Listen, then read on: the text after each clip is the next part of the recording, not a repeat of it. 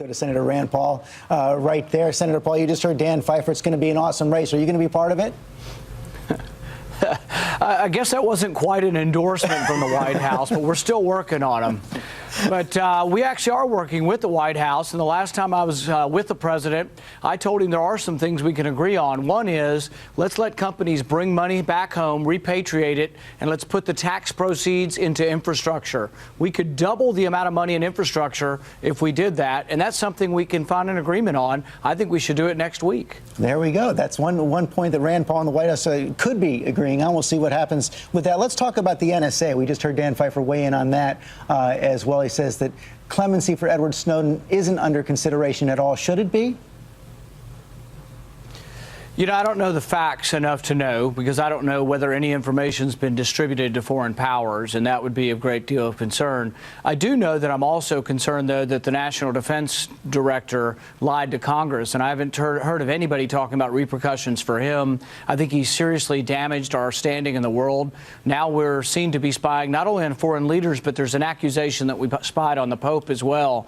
So I think really there are problems, and we've lost a lot of credibility. The only way I think you could start fresh is with somebody new in charge of your intelligence. Somebody new in charge of intelligence. There's also the suggestion from one of the former NSA chiefs, Bobby Inman, General Bobby Inman, in today's New York Times in an extensive review of the entire NSA program. He says the National Security Agency should get out ahead of all this and put out everything they knew Snowden to have. Do you think that's a good idea?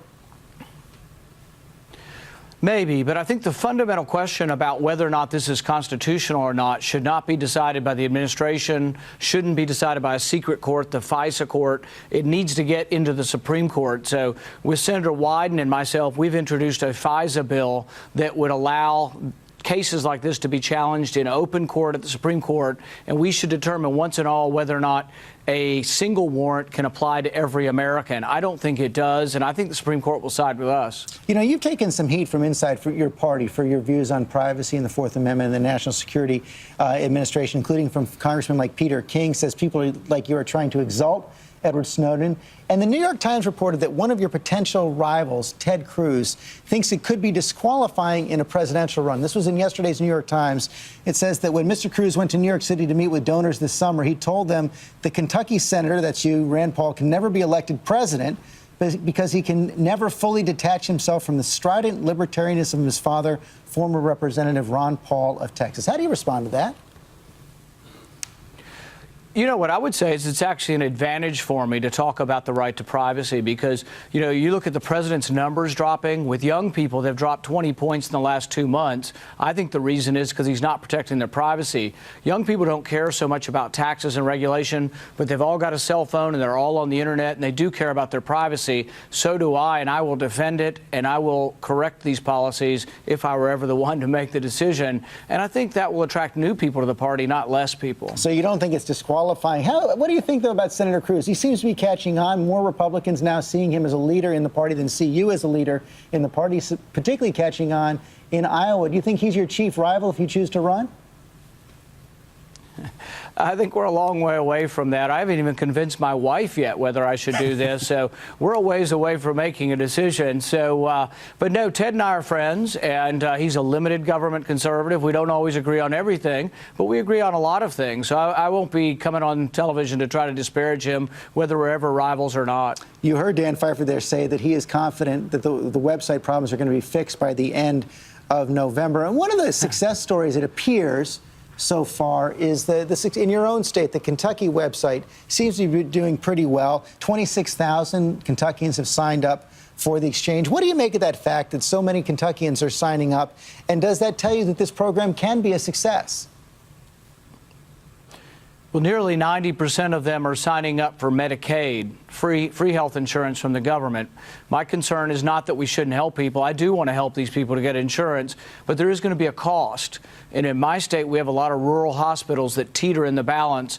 My fear is that these hospitals may be bankrupt by overwhelming them with Medicaid patients. Same with doctors. Some may leave the community. Some may discontinue seeing Medicaid patients if they're overwhelmed. So I see the positive, but I also see the negative. And the real problem is we're driving everyone out of the individual market, and there's going to be 4 plans. Where there were once hundreds of plans that you could choose from, there's now 4 government-mandated plans. If your insurance doesn't meet because it's not as good as them, you can't buy it. But even if it's too good, I had people all across Kentucky come up to me last week and say, I had great insurance, but mine's better than the president says I should have, and I've got to either pay a tax or step down to a less good insurance plan. So you're saying even if the website problems are fixed, you're not confident that Obamacare is going to work?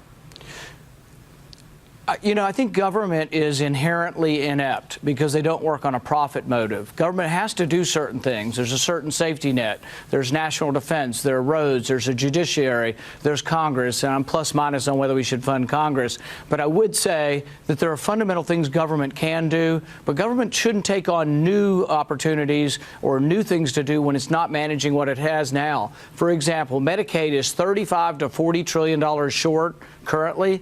So when we add a new entitlement program onto another one that's already struggling, I just don't think it was a good idea. You faced some questions this week about your speeches and whether or not you were committing plagiarism after reports that language in some of your speeches was lifted directly from Wikipedia, including from our colleague Jorge Ramos of Fusion. Here's what that exchange. They accuse you of stealing 4 lines from Wikipedia for your speech at Liberty University. So is this true? We borrowed the plot lines from Gattaca. It's a movie, and I gave credit to the people who wrote the movie. There are technicalities to this, but nothing I said was not given attribution to where it came from. I know you dismissed that as making a mountain out of a mole, but since then, Politico reported that there were more instances where you used words that first appeared in other places. And I know you dismissed those questions, but do you concede at least that this is pretty sloppy? And don't you have to tighten up your speech-making operation if you indeed do want to have a presidential run? Well, the footnote police have really been dogging me for the last week. I will admit that. And I will admit sometimes we haven't footnoted things properly. In fact, I've given thousands of speeches, and I don't think I've ever footnoted any of those speeches. In the speech in question, I quoted from 1984, Gattaca, My Left Foot, Michelangelo, Einstein, and Ray Bradbury, among maybe a dozen others. And I attributed everything to them, but I didn't get into the secondary sources and say, I quoted Einstein as according to an AP story or as according to Wikipedia. So I think the spoken word shouldn't be held to the same sort of standard that you have if you're giving a scientific paper. I've written scientific papers. I know how to footnote things, but we've never footnoted speeches. And if that's a standard I'm going to be held to, yes, we will change and we will footnote things. Everything in that paper, if I had presented it for an academic or that speech for an academic publication, we'd have had footnotes next to it. In some of the other things that are now going to pop up under thousands of things I've written, yeah, there are times when they've been sloppy or not correct or we've made an error. But the difference is I take it as an insult, and I will not lie down and say people can call me dishonest, misleading, or misrepresenting. I have never intentionally done so. And like I say, if dueling were legal in Kentucky, if they keep it up, it'd be a duel challenge. But I can't do that because I can't hold office in Kentucky. So what's the fix? Well, we're going to have to footnote things, like I say. But here's the problem, George. 98% of my speeches are extemporaneous. I spoke for 13 hours on the floor, extemporaneous. And so it is a little bit hard to footnote things accurately. And I'll give you an example. I love the quote from Niall Ferguson, referring to the president saying, the deficit's declining. And Niall Ferguson says, yeah, from super enormous to really, really gigantic. And I love the quote. But is that enough, or do I have to say, as I heard or read on AP story about Niall Ferguson, or as I heard when he was on with George Stephanopoulos? I mean, there is a sort of a certain degree when we're going to say, is that nitpicking? So is referring to the person enough, or do I have to refer to the original source where I got the quote from the person? In an academic paper, even if you paraphrase something, don't even use the same words. Anything's paraphrased has to be sourced. So when I wrote scientific papers, I sometimes had statements with 8 footnotes for 1 sentence. Is that what you want me to do for my speeches? If it's required, I'll do it, but I think I'm being unfairly targeted by a bunch of hacks and haters, and I'm just not going to put up with people casting aspersions on my character. Okay, that's an extensive answer. Thank you very much, Senator Paul.